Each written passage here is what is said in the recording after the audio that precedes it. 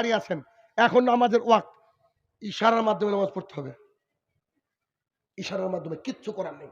রুকু সেজদা সব চোখের ইশারায়। নামাজ একদিন মাপ, কবে? যেদিন আপনি পাগল হয়ে গেছেন, সেন্স নাই, শুধু এই দিনই নামাজ মাপ। বাদ বাকি আল্লাহর জমিনে যত দিন থাকবেন, ওযু করার ক্ষমতা না থাকলেও বিনা ওযুতে আপনাকে সালাত আদায় করতে হবে, কিচ্ছু করার নেই।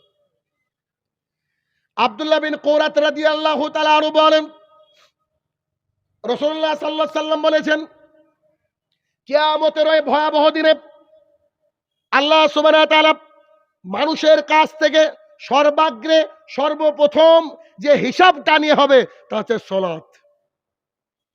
কত কাজ করলেন দুনিয়ার বুকে, কোনো কিছুর হিসাব নেওয়া হবে না। আগে নামাজ, আগে সালাত। তা সালাত যদি টিকে যায়, অন্যান্য আমল গৃহীত হবে।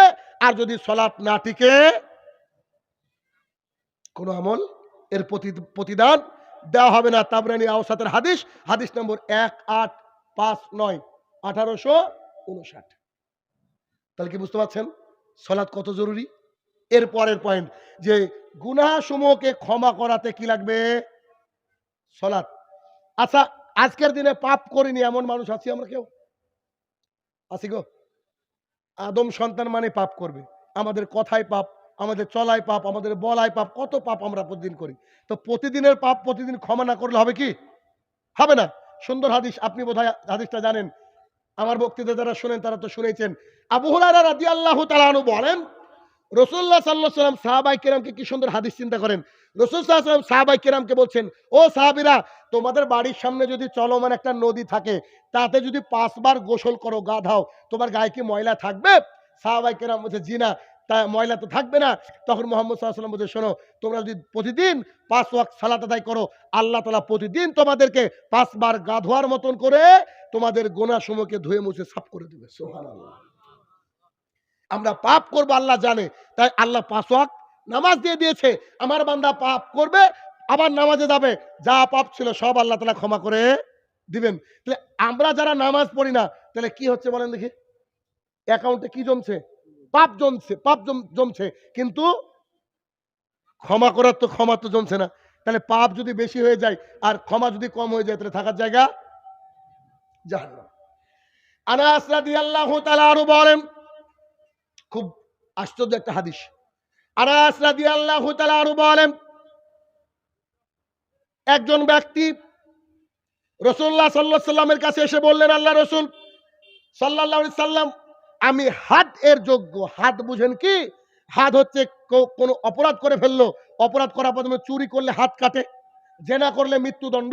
একজন ব্যক্তি এসে আল্লাহ রাসূল সাল্লাল্লাহু আলাইহি সাল্লামকে বলছেন, আল্লাহ রাসূল সাল্লাল্লাহু আলাইহি সাল্লাম, আমি হাদ এর যোগ্য, আমাকে আপনি শাস্তি দেন।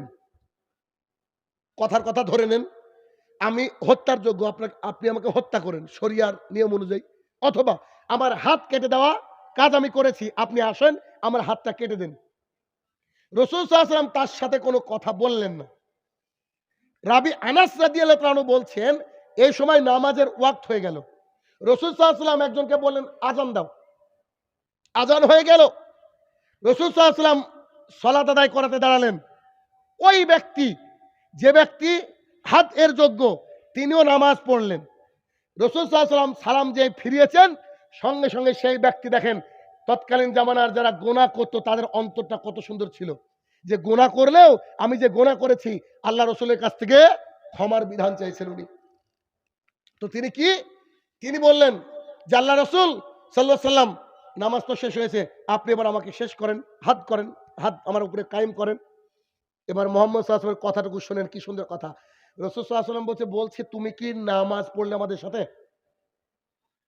Point to be noted. হাদের যোগ্য, বিশাল অপরাধ, তুমি কি আমাদের সাথে সালাত আদায় করলে? এই যে এখন নামাজ পড়লাম, তো জি আল্লাহ রাসূল করেছি। তখন মুহাম্মদ সাল্লাল্লাহু আলাইহি ওয়াসাল্লাম বলছেন, কিসের হাদ? আল্লাহ সুবহানাহু ওয়া তাআলা এই সালাতের মাধ্যমে তোমার হাদযোগ্য অপরাধকে ক্ষমা করে দিয়েছেন। সুবহানাল্লাহ।